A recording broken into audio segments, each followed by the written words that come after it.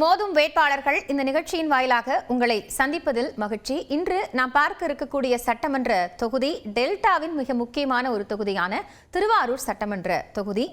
இங்கு திமுக சார்பில் தற்போதைய சட்டமன்ற உறுப்பினரும் இந்த முறை வேட்பாளருமான திரு பூண்டி கலைவாணன் போட்டியிடுகிறார். அதேபோன்று தாவேக தரப்பிலிருந்து திரு வீரமணி வேட்பாளராக போட்டியிடுகிறார். நாம் தமிழர் கட்சி தரப்பிலிருந்து திருமிகு அஸ்வினி பூபதி பாலன் போட்டியிடுகிறார்கள்.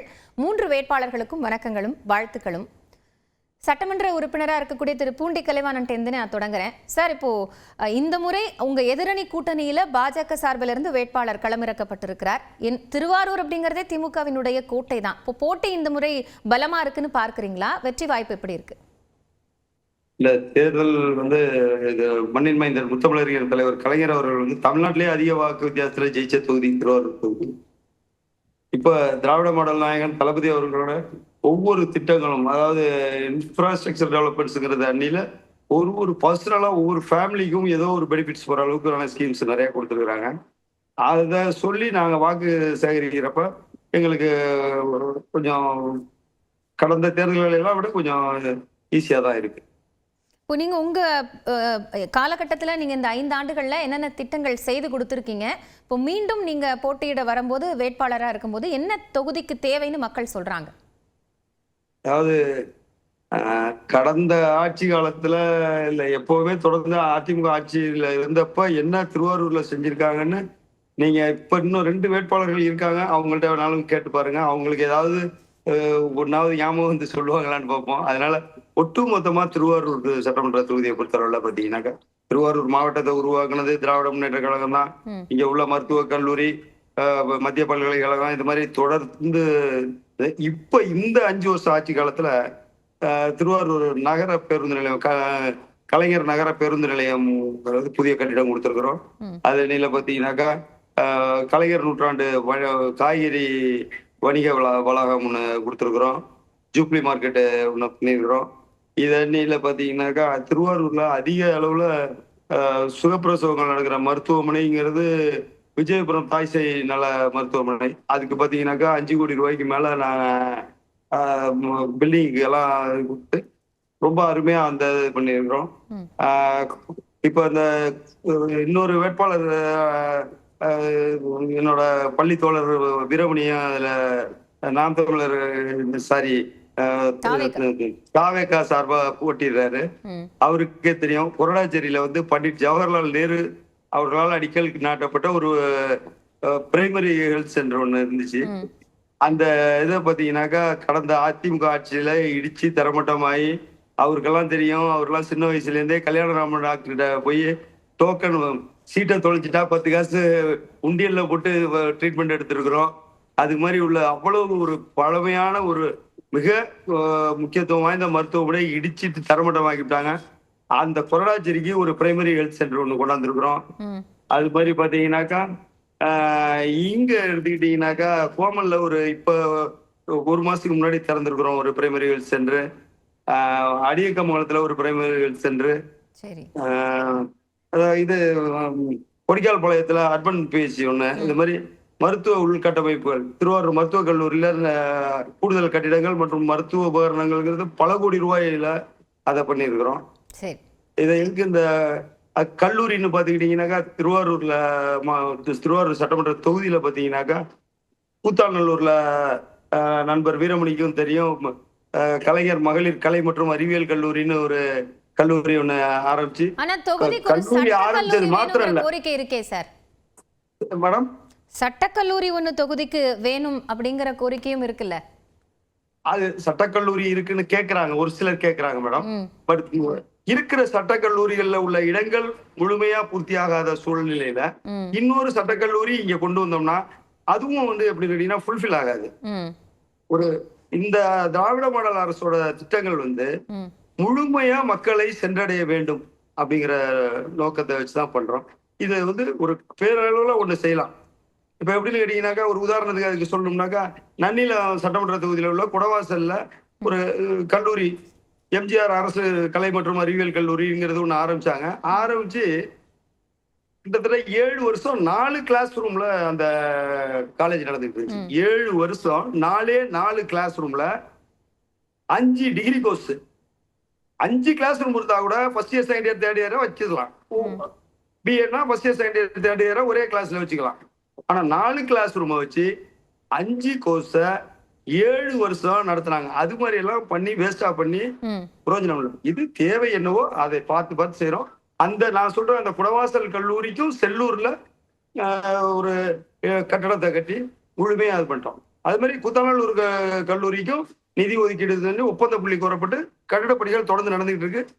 கூத்தாநல்லூர் நகராய தாலுகாவை மாத்தி அந்த தாலுகா நிதி ஒதுக்கி பண்ணிட்டு இருக்கோம். சரி, மக்கள் கிட்ட போகும்போது திமுகவிற்கு வரவேற்பு இருக்கு, மீண்டும் வெற்றி இருக்கு அப்படின்னு நினைக்கிறீங்களா? அது களம் நீங்க பார்த்திருப்பீங்க. உங்களோட உங்க ஊடகத்துல பணியாற்றுறவங்களே சொல்லுவாங்க, கேட்டீங்கன்னா தெரியும். எங்களுக்கு நாங்க பச்சை கலர் கண்ணாடியை போட்டு பார்த்தோம்னா எல்லாம் பச்சையா தெரியுங்கிற மாதிரி நாங்க எங்களுக்கு வேண்டியவங்க தான் எங்களை வந்து பாக்குறாங்கன்னு சொல்லுவீங்க. நான் சொன்னாக்கா பெண்கள் இடத்துல எந்த நீங்க மீடியா எங்க வேணாலும் போய் கேட்டு பாருங்க எப்படி இருக்கு அப்படிங்கறத தெரிஞ்சுக்கிறது. நான் சொன்னா மிகைப்படுத்தி சொல்ற மாதிரி இருக்கும். பெண் வாக்காளர்கள் கிட்ட உங்களுக்கு ஒரு ஆதரவு இருக்கு அப்படின்னு சொல்றீங்க. சரி, அப்ப அவங்க தரப்புல இருந்து வேற என்ன கோரிக்கை தொகுதிக்கு வேணும்னு உங்கள்கிட்ட வைக்கிறாங்க? கோரிக்கை நிறைய வைக்கிறாங்க. அதெல்லாம் சும்மா கோரிக்கையே இல்ல 100% அப்படின்னு இல்ல. கடந்த 10 ஆண்டு ஆட்சி காலத்துல 100% சாலைகளும் சரியா செப்பனிடப்படாமல் இருந்ததை 5 ஆண்டுகளுக்குள்ள 100% பண்ணிட முடியாது. கிட்டத்தட்ட ஒரு 80% அச்சீவ் பண்ணிருக்கோம். ஒரு 10 to 20% பாக்கி இருந்துச்சுன்னா அதை கேட்பாங்க. அது மாதிரி புதுசா ஒரு நகர் ஒண்ணு போட்டாங்கன்னா அதுக்கு ஒரு சாலை அமைப்பு வேணும் அப்படின்னு கேட்டிருப்பாங்க. இது மாதிரி அங்கங்க பக்கத்துல இப்போ கொரடாச்சியில் ஒரு நான் சொன்ன மாதிரி ஒரு ஆரம்ப சுகாதார நிலையம் கட்டினவாசி அடுத்த இன்னொரு 10 கிலோமீட்டர்ல உள்ள ஊர்ல அவங்க எங்களுக்கு ஒண்ணு ஆரம்ப சுகாதார நிலையம் வேணும்னு கேட்பாங்க. இது மாதிரி கோரிக்கைகள் இருக்கும். நிச்சயமா வந்து எங்கள்கிட்ட தான் இருக்கும். ஏன்னா நாங்க தான் செஞ்சு கொடுப்போங்கிற நம்பிக்கையில நாங்க போற இடத்துல எங்கள்கிட்ட தேவைன்னா சொல்லுவாங்க. சரி சார், நம்ம தொடர்ந்து பேசலாம். தாவேக வேட்பாளர் வீரமணியும் இப்போ இணைந்து இருக்கிறார். வீரமணி சார், உங்களோட போனை நீங்க ஆட்டோ ரொட்டேட் பண்ணிட்டு அன்மியூட் பண்ணிட்டு பேசலாம். ஆட்டோ ரொட்டேட் பண்ணிட்டு அன்மியூட் பண்ணிட்டு பேச சொல்றேன். கொஞ்சம்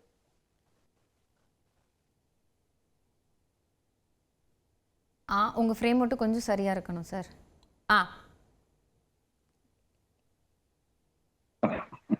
இல்ல ஃபேஸ் தெரியல சார். ஒரு நிமிஷம் இருங்க, மட்டும் பேசி. சரியா இருக்கு சார். அப்படியே இருக்கட்டும் சார். மேடம் சொல்லுங்க சார். உங்களோட அனுமதியோட வீரமணிக்கு வாழ்த்து சொல்லிடுறேன். நாங்க 2 பேரும் பள்ளி தோழர்கள், ஒரே தொகுதியில போட்டிடுறோம். படிக்கிறப்ப ஒரே டெஸ்க்ல உட்கார்ந்து படிச்சோம். அதனால சார் வாழ்த்துக்கள். நண்பர்களுக்குள்ள வாழ்த்து சொல்ல என்னோட அனுமதி வேணாம் சார். இருக்கட்டும், நீங்க கனெக்ட் பண்ணி விட்டுருக்கிறது இப்ப நீங்க தான். அப்ப அவருக்கும் எப்படி வெற்றி வாய்ப்பு இருக்குன்னு நினைக்கிறாருன்னு கேட்டுடலாம். திரு வீரமணி சார், தொகுதியினுடைய வேட்பாளர், சட்டமன்ற உறுப்பினர், உங்களுடைய நண்பர். நீங்களும் கடந்த காலங்களில் அவருடைய செயல்பாடுகளை பார்த்திருப்பீங்க. இப்ப தாவேகாவிற்கு எப்படி மக்கள் வெற்றி வாய்ப்பை கொடுப்பாங்க நினைச்சு களமிறங்கிருக்கீங்க? திருவாரூர் சட்டமன்ற தொகுதியில எங்களுக்கு ஒரு சூழ்நிலை என்னன்னா, பிரதான கட்சிகளா இருக்கின்ற 3 கட்சிகளுடைய வேட்பாளர்கள் வந்து கொரடாச்சேரிங்கிற ஒரே ஊரை சார்ந்தவர்கள் தான். அது எங்களுடைய கொரடாச்சேரிங்கிற ஊருக்கு பெருமையையும் அரசியல் முக்கியத்துவத்தையும் தர்றதா தான் நான் நினைச்சிருக்கிறேன். ஒரு வேட்பாளர் சகோதரர் கலைவாணன் அவர்கள், நானும் அவரும் 1ஆம் வகுப்பிலிருந்து 12ஆம் வகுப்பு வரை அவர் சொன்னதை போல ஒரே டெஸ்க்ல உட்கார்ந்து நாங்க படிச்சவங்க. நாங்க எங்களுக்கு வந்து நண்பர்களுக்கே நாங்கள் எல்லாம் போதிக் கொள்ளக்கூடிய சூழலை இருக்கிறது. இருந்தாலும் இதை வந்து ஃப்ரெண்ட்லி மேட்ச் மாதிரி தான் நாங்க பார்க்கிறோம். அவர்களுடைய சார்ந்திருக்கக்கூடிய கட்சிக்கு உண்மையானவராகவும் விசுவாசமானவராகவும் இருந்து செயல்பட வேண்டிய சூழ்நிலை இருக்கிறது. அதே போல இன்னொருவரும் எங்கள் ஊரை சார்ந்தவர், அவரும் வந்து நம்முடைய நல்ல நண்பர். இப்படி 3 பேரும் ஒரே ஊர்ல இருந்து நிற்பது என்பது எங்கள் ஊருக்கே மக்கள்லாம் ரொம்ப பெருமையா நினைக்கிறாங்க. இந்த நிலையில தாவேகாவை பொறுத்தவரையிலும் மக்கள் ஆதரவு விஜய் என்கின்ற ஒரு மிகப்பெரிய சக்தி, அது கரிஷ்மான்னு சொல்லுவாங்க. மக்கள் மத்தியில சின்ன குழந்தைகள்ல இருந்து வயதான பாட்டி வரைக்கும் எல்லாருமே அவர் மேல அன்பு பாசம் காட்டுறாங்க. இந்த அன்பு பாசம் வந்து மிகப்பெரிய ஒரு சக்தியா ஒரு அலையா தமிழகம் முழுவதும் மாறிட்டு இருக்கு. அது திருவாரூரும் அதுல உள்ளடக்கம். இன்றைக்கு வந்து திருவாரூரை பொறுத்தவரை நான் களத்துக்கு செல்லும் போது நிறைய விஷயங்கள் வந்து நிறைய எதிர்பார்ப்பு இருந்துச்சு. கலைஞர் அவர்கள் வந்து இந்த மண்ணின் மைந்தர், அதை தொடர்ந்து திரு முதலமைச்சர் ஸ்டாலின் அவர்களும் நான் திருவாரூர்காரன், டெல்டாக்காரன் என்று சொல்லி வருகிறார். ஆனால் சொன்னதோடு இருக்கின்றதை தவிர அவர்கள் அதற்கான ஒரு மாற்றத்தை திருவாரூருக்கு கொடுக்கவில்லை என்பதை இந்த மக்கள் அனைவருமே பேசுகின்றார்கள். ஊர் பெருமையை மட்டும் பேசி என்ன பயன்? இன்றைக்கு திருவாரூர் தேர் உலக புகழ் பெற்றது, திருவாரூர் கோயில் உலக புகழ் பெற்றது, சங்கீத மும்மூர்த்திகள் திருவாரூரிலே பிறந்து உலக புகழ் அடைந்தனர். அப்படி ஒரு பெரிய இன்னும் பழைய பெருமை தான் நாங்க பேசிக்கிட்டு இருக்கோம் ஒழிய, இன்றைக்கு தமிழக முதலமைச்சராக இருந்த டாக்டர் கலைஞர் அவர்களும் மரியாதைக்குரிய முதலமைச்சர் மு.க. ஸ்டாலின் அவர்களும் இந்த மக்களுடைய எதிர்பார்ப்புகளை, நாங்க வந்து திருவாரூர்காரன் சொல்றாங்க, ஆனால் இந்த மக்களுடைய எதிர்பார்ப்புகளை ஒண்ணு கூட செய்யல. அந்த வருத்தமும் வேதனையும் மக்கள் மத்தியில இருக்கு. ரொம்ப நம்புறாங்க இவங்க ரெண்டு பேரையும். அதுல வந்து கிடைக்காதுல வருத்தம் இருக்கு.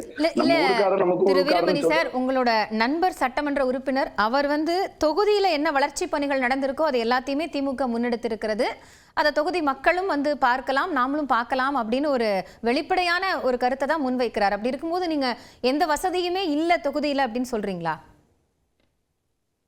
இல்லைங்க. குறிப்பா ஒரு இண்டஸ்ட்ரி, விவசாயம் முழுக்க விவசாயத்தை சார்ந்த பகுதி திருவாரூர் சட்டமன்ற தொகுதி இல்ல, திருவாரூர் மாவட்டம் பூராவே.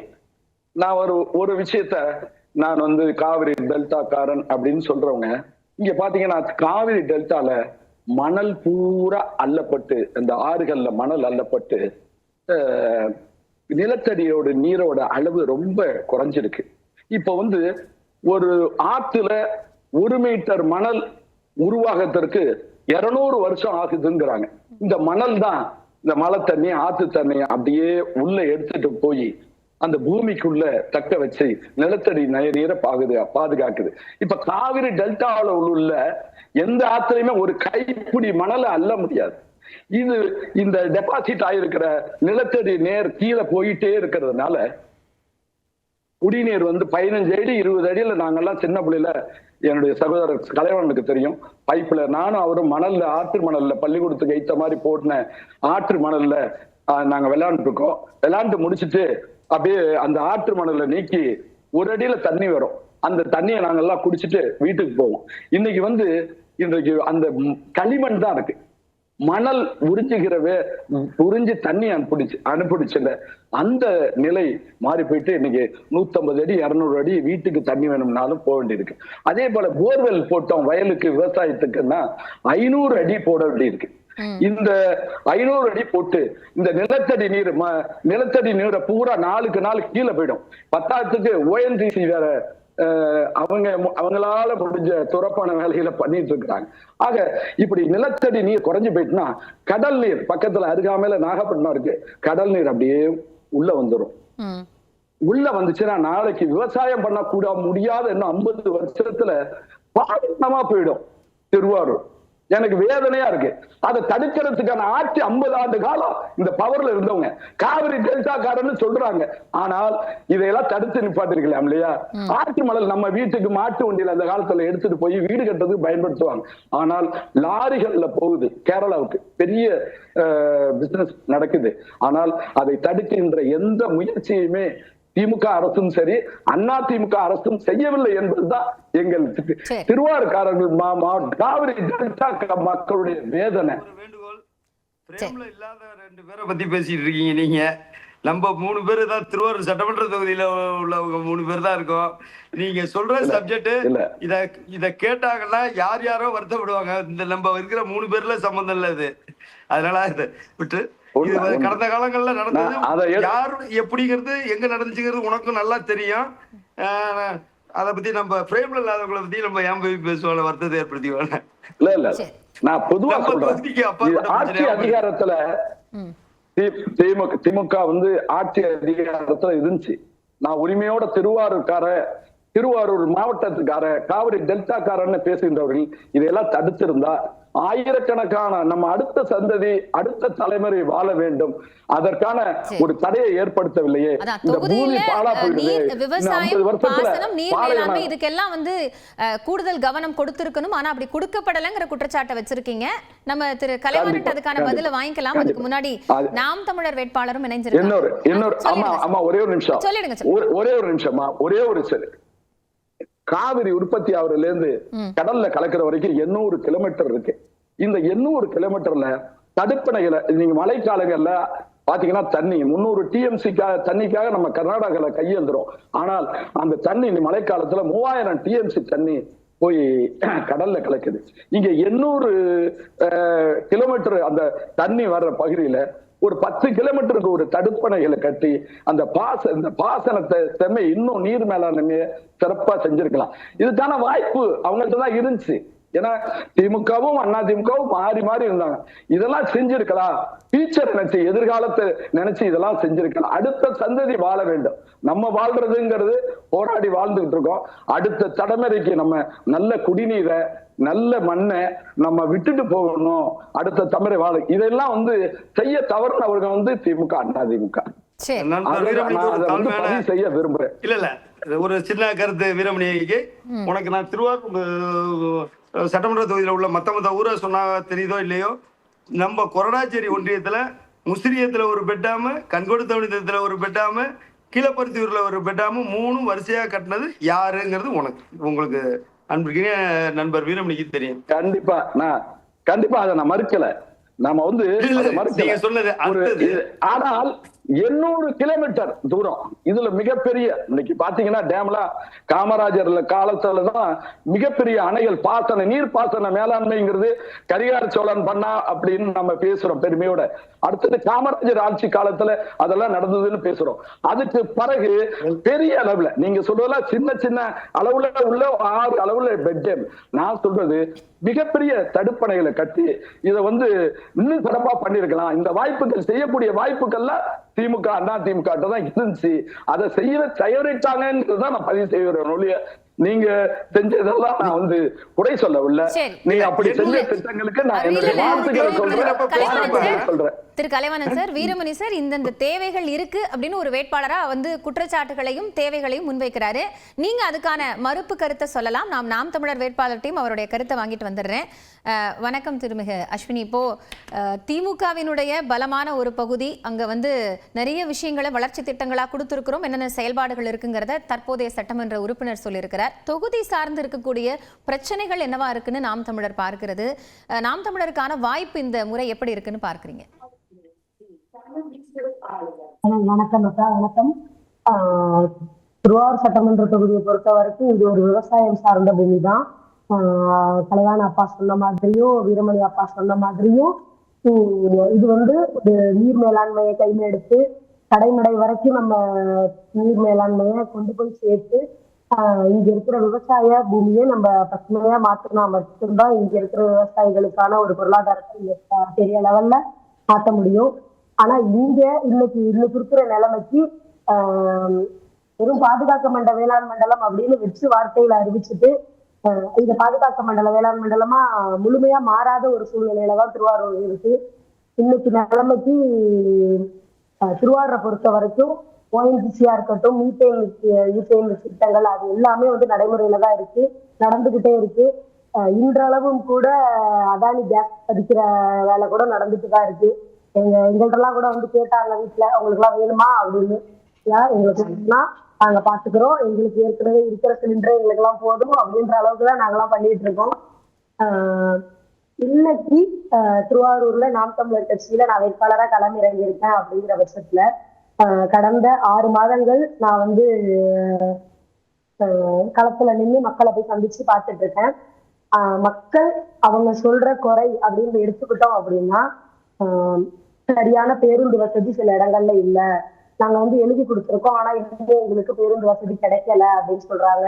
சரிவர பெரு மின் விளக்குகள் எரியல அப்படின்னு சொல்றாங்க.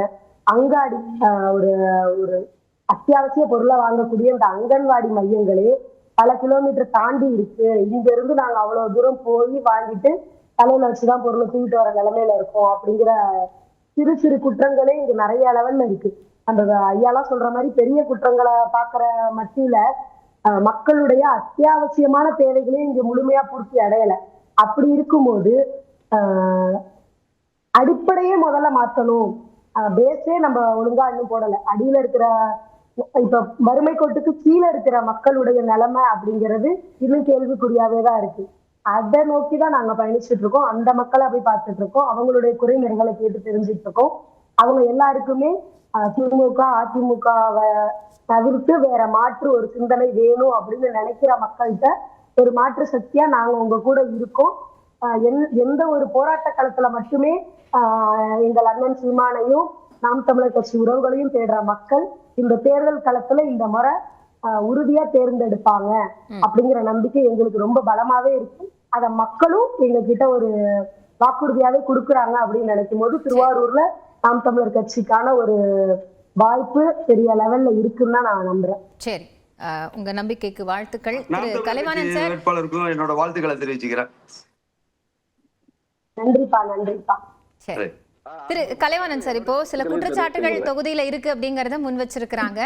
அதுக்கான மாற்றம் தேவை அப்படிங்கறதையும் சொல்லியிருக்காங்க. இப்போ நீங்க இந்த குற்றச்சாட்டுகளுக்கு எல்லாம் எப்படி பார்க்கறீங்க? இது உங்களோட வெற்றியை பாதிக்கும்னு நினைக்கிறீங்களா? நான் ஒரு சின்ன தகவல் சொல்லிடுறேன் மேடம். ஒண்ணுல இப்ப நான் 2 கருப்பு துண்டு எடுத்துட்டு வந்திருந்தேன். நாங்க எல்லாம் ஒரு இடத்துல கிளப் பண்ணி வச்சு நீங்க இந்த இது நடத்துவீங்கன்னு நினைச்சுக்கிட்டு, ஏன்னா இப்ப நான் கருப்பு சட்டை போட்டிருக்கேன் பாத்தீங்களா, ஒரு அட்லீஸ்ட் ஒரு துண்டுனாச்சும் அவங்களுக்கு கொடுத்து போட்டு சொல்லணும். ஏன்னு கேட்டீங்கன்னா அவங்களால மறுக்க முடியாது. இன்னைக்கு உள்ள சூழ்நிலை நாடாளுமன்ற தொகுதி எண்ணிக்கை, தமிழ்நாட்டோட தொகுதி எண்ணிக்கையை மிக கேவலமான முறைக்கு குறைக்கிற அளவுக்கு ஒரு சட்ட மசோதா சட்டம் ஒண்ணு பண்ணியிருக்காங்க. அந்த சட்ட நகல் எரிச்சு இருக்கிறோம் இப்ப நாங்க எங்க திராவிட முன்னேற்ற கழகத்து சார்பா. அதனாலதான் ஒரு வேட்பாளரா இருக்கிறேன்னா, வேட்பாளர் வர்றப்ப பாத்தீங்கன்னா அலங்காரமா எங்க கட்சி கொடிகள், தலைமை கட்சி கொடிகள் எல்லாம் கட்டுவாங்க. எங்க பார்த்தாலும் கருப்பு கொடியை கட்ட சொல்லிட்டு நாங்க இன்னைக்கு பிரச்சாரம் பண்ணிட்டு இருக்கோம். இதுல இந்த 2 வேட்பாளர்களுக்கும் அந்த ஒன்றிய அரசு செய்யறதுல உடன்பாடு இருக்கா அப்படிங்கறது எனக்கு தெரியல. ஏன்னு கேட்டீங்கன்னா அட்லீஸ்ட் ஒரு கருப்பு பேஜ்னாச்சும் குத்திட்டு வந்திருந்தாங்கன்னா எனக்கு மனசுக்கு ஒரு ஆறுதலா இருந்திருக்கும். ஒருவேளை அவங்க உள்ளுணர்வுல இருக்கலாம். அவங்க இப்போ வேட்பாளரா களமிறங்கி இருக்கிறதுனால தொகுதிக்கான பிரச்சனைகளையும் தேவைகளையும் சொல்ல வேண்டிய பொறுப்பும் அவங்களுக்கு இருக்கு இல்லையா சார்? சூழ்நிலைக்கு தகுந்த மாதிரி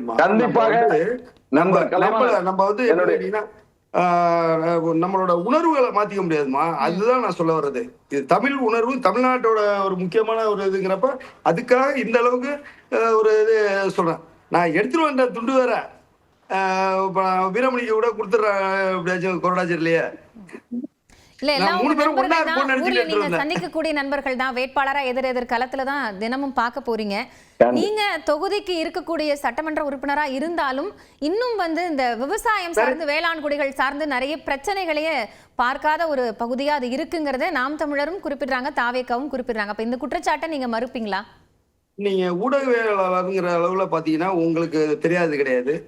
கடந்த 10 ஆண்டு அதிமுக ஆட்சி காலத்துல நெல் உற்பத்தி எவ்வளவு, இந்த 5 ஆண்டு காலத்துல நெல் உற்பத்தி 10 ஆண்டு உற்பத்தியை விட கூடுதலாக நெல் உற்பத்தி வர அளவுக்கு திருவாரூர் மாவட்டத்துல நெல் உற்பத்தி ஜாஸ்தியா இருந்திருக்கு.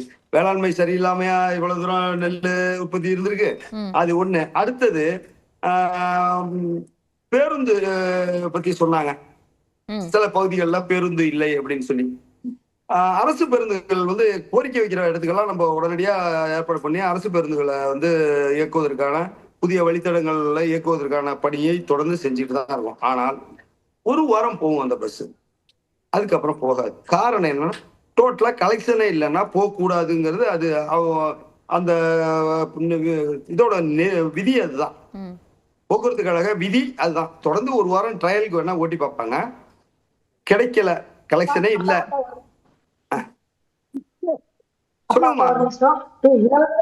மகளிர் இலவச பேருந்து தான் நம்ம விட்டுருக்கோம். அதுல எப்படியா கலெக்ஷன் இல்ல அப்படிங்கறத நீங்க குறிப்பிட முடியும்? மகளிருக்கு தேவையான இலவச பேருந்து தான்மா நான் சொல்றது. இலவச பேருந்து தான். அதுல கலெக்ஷன் எப்படி கேட்க முடியும்னு கேக்குறீங்க. இலவச பேருந்தா இருந்தாலும் ஒரு பயணம் பண்ணாங்கன்னாக்கா அதற்கு உரிய கட்டணத்தை அரசாங்கம் போக்குவரத்து கழகத்திற்கு கொடுத்துருவாங்க. சொல்றது புரியுதாமா? நீங்க வந்து ஃப்ரீ பஸ் நினைச்சுட்டு சொல்றீங்கல்ல, அதுக்கு உள்ள தொகைய அரசாங்கம் போக்குவரத்து கழகத்துக்கு, தமிழ்நாடு போக்குவரத்து கழகத்துக்கு கொடுத்துருவாங்க. அதனாலதான் இப்ப நாங்க சில இடத்துல என்ன தெரியுமா பண்ணிட்டு இருக்கோம், அந்த ஸ்கூல் ஹவர்ஸ்ல எப்படின்னு கேட்டீங்கன்னா, ஸ்கூல் ஹவர்ஸ்ல ஸ்டூடெண்ட்ஸ் போறாங்க பார்த்தீங்களா, அதுக்கு உரிய அந்த இலவச பஸ் பேருந்துல வந்து இலவச பஸ் பாஸ் கொடுக்குறாங்க பாருங்க ஸ்டூடெண்ட்ஸுக்கு, அந்த இதுக்கும் வந்து எப்படின்னு கேட்டீங்கன்னா கவர்மெண்ட்ல இருந்து பேமெண்ட் பண்ணிடுவாங்க. அதனால எப்படின்னு கேட்டீங்கன்னா, ஸ்கூல் ஹவர்ஸ் காலையில ஸ்கூலுக்கு போற நேரத்துக்கும் ஈவினிங்ல அவங்க வர்ற நேரத்துக்கும் 2 பஸ், ஒரு 2 சிங்கிள் சில ஏரியாவுக்கு போனுச்சுன்னா அதை இந்த கவர்மெண்ட் கொடுக்குற ஃபண்டை வச்சு மெயின்டைன் பண்ணீங்க அப்படின்னு சொல்லி கூட சொல்றோம். பிரைவேட் பஸ்ல நம்மளுக்கு உங்களுக்கு தெரியாது கிடையாது. நீங்க இன்னொன்னு, உங்களுக்கு ஒரு பெரிய வாய்ப்பு என்னன்னு கேட்டீங்கன்னா, 6 மாசம் நீங்க வந்து தேர்தல் பணி களப்பணி ஆட்டிட்டு இருக்கீங்க. என்ன உங்களுக்கு அதுல பெரிய ஒரு வாய்ப்புன்னு கேட்டீங்கன்னா, எங்களால நான் வந்து ஒரு 15 ஊராட்சிகள் தான் இந்த சட்டமன்ற தொகுதியில இந்த தடவை நேரடியா வீடு வீடா வாக்கு சேகரிக்க முடிஞ்சிச்சு. 6 மாசங்கிற வாசி உங்களுக்கு இந்த திருவாரூர் சட்டமன்ற தொகுதியில உள்ள 100 ஊராட்சிகள்ல உள்ள ஒவ்வொரு குக்கிராமங்கள் வரைக்கும் நீங்க போறதுக்கான ஒரு நல்ல ஒரு வாய்ப்பு கிடைச்சிருக்கு. நான் இல்லைன்னு மறுக்கவே இல்லை. ஆமா, நல்ல வாய்ப்பு கிடைச்சிருக்கு. எங்களுக்கு நாங்க போய் கேட்க முடியும். நாங்க போய் நான் தான் வேட்பாளர்னு போய் நாங்களா போய் ஓட்டு கேட்க போக முடியாது இல்ல. அதனால எங்களுக்கு அந்த வாய்ப்பு கிடைக்கல. இன்னும் சொல்ல போனா, நண்பர் வீரமணி வந்து 27ஆம் தேதி தான் அந்த தாவேகா இயக்கத்திலேயே இணைஞ்சாரு. 29ஆம் தேதி தான் அவர் வேட்பாளராக அறிவிச்சாங்க. அவர் எப்படி முன்னாடி போய் எப்படி ஓட்டு கேட்கறது, யாரு எந்த கட்சின்னு சொல்லி ஓட்டு கேட்கறதுலாம் இருக்கும். அந்த ப்ராக்டிக்கல் டிஃபிகல்டிஸ் இருக்கும். அதனால நாங்க லேட்டு. உங்களுக்கு ஒரு கோல்டன் ஆப்பர்ச்சுனிட்டி, அது நீங்க போயிருப்பீங்க. உள்ள பிரச்சனை இதுதான்மா. ஒரு இடத்துக்கு பஸ் விட்டோம்னா, ஒரு இடத்துக்கு பஸ் செய்வதற்கு நண்பர் கலைவாண மன்னிக்கணும், குறுக்கீடு செய்வதற்கு என்னை பற்றி கடந்த 40 ஆண்டு காலமாக நான் பொதுவாழ்வில் இருப்பவன், பல்வேறு சமூக நல பணிகளில் ஈடுபடுவேன் என்பது நீ மறந்ததை நினைவுபடுத்துறேன். 10வது படிக்கிறப்பயே காந்தி பேர்ல ஒரு நற்பணி மன்றம் வச்சிருந்தேன். நீ நான் அதை நினைச்சு உன்னை பத்தி நான் ரொம்ப ஃபீல் பண்ணி எல்லாத்தையும் அதை பேசிட்டு இருக்கேன். அதை சொல்லி 10வது படிக்கிறப்பயே உங்க பெரியப்பா பரமசிவத்துல இருந்து உங்க சித்தப்பா ராமகிருஷ்ணன்ல இருந்து எல்லாருமே டிஎம்கேக்காரங்களா இருந்தாலும், நீ மட்டும் 10வது படிக்கிறப்பல இருந்து காங்கிரஸ். அத நான் வந்து ரொம்ப வருத்தமா சொல்லியிருக்கேன். அப்போ டிஎம்கே ஃபேமிலியில ஒரு காங்கிரஸ் தான் இன்னைக்கு வரைக்கும் கதிர்வேட்டி கதர் சட்டையில தான் இருந்த நான் பாத்துருக்கிறேன் அப்படின்னு சொல்லிட்டு இருக்கேன். நான் அதுக்கு சொல்லல, அது இல்ல, நமக்கு 2 பேருக்கும் அந்த வாய்ப்பு இல்லைங்கிறதுக்காக தான் இதை சொல்றேன். முன்னாடியே போய் வாக்கு சேகரிக்க 40 ஆண்டு காலம் பணியாற்றி இருந்தாலும் ஒரு அங்கீகாரம் எனக்கு காங்கிரஸ் அங்கீகாரம் இல்லாததுனாலதான் நாம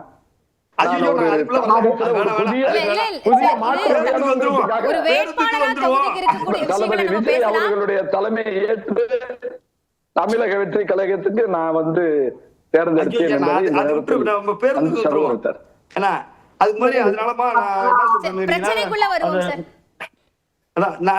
நாம் தமிழர் கட்சி வேட்பாளர் நான் என்ன சொல்ல வரேன்னா, இது மாதிரி பள்ளி நேரங்கள்ல வந்து விட சொல்லி இப்ப விட்டுட்டு இருக்கோமா, அது ஓரளவு சரியா இருந்துச்சுன்னா. அடுத்தது நியாய விலை கடைகள் பத்தி சொல்லிருந்தீங்க. நீங்க இப்போ நீங்க குறுக்கிறது அவருக்கு கேட்கலன்னா 2 பேர் பேசுறதும் நேரலையில புரியாது. நான் ஒரே நிமிஷம் அவட்ட கருத்து வாங்கிடுறேன். சார் முடிச்சிருங்க சார். நியாய விலை கடை பத்தி சொல்லியிருந்தாங்கம்மா அவங்க. அது பாத்தீங்கன்னாக்கா மற்ற சட்டமன்ற தொகுதிகளோட ஒரு ஒப்பிட்டு ஒண்ணு பண்ணி பார்க்க சொல்லுங்க. ஏன்னா திருவாரூர் சட்டமன்ற தொகுதியில தான் அதிக அளவுல நியாய விலை கடைகள் சொந்த கட்டடத்துல இயங்குது. அதுவும் இன்னும் குறிப்பா சொல்ல போனாக்கா பகுதி நேர கடைகள்ங்கிறதும் அதிகமா திருவாரூர்ல பண்ணியிருக்கோம். இன்னும் கூடுதலாக தேவை இருக்கு, நான் இல்லைன்னு சொல்லல, தேவைகள் இருக்கு. 100% தேவைகளை பூர்த்தி செய்ய முடியாது. இப்ப பாத்தீங்கன்னாக்கா வீரமணி, நானும் வீரமணியும் படிக்கிறப்ப வீரமணி 70 மார்க் வாங்குவாப்ல, நான் 60 மார்க் 50 மார்க் வாங்குவேன். 100 மார்க் 2 பேருமே வாங்கல. அது மாதிரி 100% முடிச்சிட்டோம்னு நான் சொல்ல விருப்பப்படல. சரி, இன்னும் பணிகள் இருக்கு. அதுக்கு வரக்கூடிய காலங்கள்ல செயல் இல்லம்மா, மக்கள் 100% மக்கள் பணி ஆற்ற போறது தொடர்ந்து நாங்க தான். சரி. அதனால தொடர்ந்து செய்வோம். அந்த உத்தரவாதத்தை நான் இந்த உங்க ஊடகத்தின் வாயிலாக பொதுமக்களுக்கு தெரிவித்துக்கிறேன். எடுத்துக்கிறேன். அஸ்வினி, நிறைவு பார்வை. நாம் தமிழருக்கு வெற்றி வாய்ப்பு எப்படி இருக்கு? ஏன் நாம் தமிழரை மக்கள் திருவாரூர்ல தேர்வு செய்யணும்னு உங்களுடைய இறுதி கருத்து? நாம் தமிழர் கட்சியை பொறுத்த வரைக்கும் கொள்கை கோட்பாடு எங்க தலைவரை முன்னிறுத்தி நாங்க களத்தில் நிற்கிறோம். கடந்த 15 ஆண்டு காலம் தனித்தே நின்று மக்களை அவங்களுடைய வழிகளை தெரிஞ்சு மக்களோட சேர்ந்து பயணிச்சுட்டு இருக்கோம். அப்படி இருக்கும் பட்சத்துல மக்கள் ஒரு மாற்று சக்தியா எங்களை முன்னிறுத்தி இங்க இருக்கிற பிரச்சனைகளுக்கு இவங்க ஒரு உரிய நடவடிக்கை எடுப்பாங்க. வெறும் போராட்ட களத்துல மட்டுமே நாம் தமிழர் கட்சி இல்லை, அவங்க கிட்ட அதிகாரத்தை கொடுத்தா மக்கள் ஒரு நாம் தமிழர் கட்சிக்கு ஒரு நல்ல ஒரு வாய்ப்பு கொடுத்தோம் அப்படின்னா அவங்க அதை ஒரு தரம்பட செய்வாங்க. ஒரு வெளிப்படையான அரசியல் அவங்க கிட்ட இருக்கும் அப்படின்னு மக்கள் நம்புறாங்க. அத நாங்க ஒரு இதா எடுத்துக்கிட்டு மக்களோட சேர்ந்து ஒரு சிறந்த மக்களாட்சியை செய்யணும் தான் நினைச்சிட்டு இருக்கோம். ஒரு அதிகாரம் அப்படிங்கிறது மிக வலிமையானது. அந்த அதிகாரத்தை அடைந்து விட்டால் அனைத்துமே எளிது அப்படிங்கறத எங்க அண்ணனும் சொல்லியிருக்காரு, நம்மளுடைய அம்பேத்கர் ஐயாவும் சொல்லியிருக்காங்க. அதிகாரம் மிக வலிமையானது அப்படின்னு. அதை நாங்க முன்னிறுத்தி மக்கள் கிட்ட போய் சேர்ந்துட்டு இருக்கோம். மக்கள் எங்களை உறுதியா நம்புவாங்க. இங்க வெற்றி வாய்ப்புங்கிறது உறுதியா இருக்கு அப்படிங்கிறது. அந்த வலிமை மிக்க அதிகாரத்தை எந்த வேட்பாளருக்கு திருவாரூர் மக்கள் கொடுக்க போகிறார்கள் என்பதை பொறுத்திருந்து பார்க்கலாம். 3 வேட்பாளர்களுக்கும் வணக்கங்களும் மீண்டும் வாழ்த்துக்கள். மீண்டும் ஒரு நிகழ்ச்சியில சந்திக்கலாம். எனக்கு ஒண்ணு தயவு செய்து கொடுங்க. சொல்லுங்க சார். நிறைவு பார்வை எனக்கு ஒண்ணு கொடுங்க. சொல்லுங்க சார். சொல்லுங்க. ஆமா, நான் இந்த கடந்த சில தினங்களாக நான் தொகுதியில போறேன். இன்னும் நிறைய சாலை வசதி, மின் வசதி, குடிநீர் வசதி எல்லாம், பஸ் வசதி எல்லாம் கிடைக்கலன்னு சொல்றாங்க. அதை முழுமையா முதல்ல அடிப்படை தேவைகளை நம்ம பூர்த்தி பண்ணணும். இன்னொன்னு, ஒரு அடுத்த தலைமுறைக்கான ஒரு மாற்றம் வேணும்னு ஜனங்க எதிர்பார்க்கிறாங்க. 50 ஆண்டு காலத்தை 2 பேரையும் பார்த்தாச்சு, அதுல ஒண்ணும் அப்படின்னு ஒரு ஒரு ரொம்ப மோசமான ஒரு நிலையில மக்கள் இருக்கிறாங்க. எந்த விதமான மக்களுடைய வாழ்வாதாரம் உயரல, அதே மாதிரி இருக்கிறாங்க. அடக்கப்பட்ட மக்களுடைய நிலைமை, ஒடுக்கப்பட்ட மக்களுடைய பிற்பட்ட நிலைமை எல்லாம் பாத்தீங்கன்னா யாரோ ஒரு சிலர் தான் சமுதாயத்துல விழுந்திருக்கிறாங்க ஒழிய ஒட்டுமொத்தமா பாத்தீங்கன்னா அவங்களுடைய அதே நிலைமையில தான் இருக்கு. ரொம்ப மோசமா இருக்கு. சோ ஒரு ஆட்சி மாற்றம் வேண்டும், ஒரு புதிய ஒரு திருப்பம் வேண்டும், அடுத்த தலைமுறைக்கான ஒரு ஆட்சி வேண்டும் என்று அவர் எல்லா தரப்பு மக்களும் எதிர்பார்க்கிறார்கள். அதை தாவேகா கண்டிப்பாக கொடுக்கும். தளபதி விஜய் அவர்கள் நிச்சயமாக செய்வார்கள் என்கின்ற நம்பிக்கை மக்கள் அனைவரிடமும் இருக்கிறது. அந்த இதை அதன் மூலம் நாங்கள் நிச்சயமாக நல்லாட்சியை கொடுப்போம், ஆட்சியை கைப்பற்றுவோம். 50 ஆண்டு கால அந்த திராவிட இயக்கங்களின் ஆட்சிக்கு முற்றுப்புள்ளி வைப்போம் என்கின்ற நம்பிக்கை எங்களுக்கு வந்திருக்கின்றது. நன்றி, வாய்ப்புக்கு நன்றி, வணக்கம். நன்றி, மூவருக்கும் நன்றி.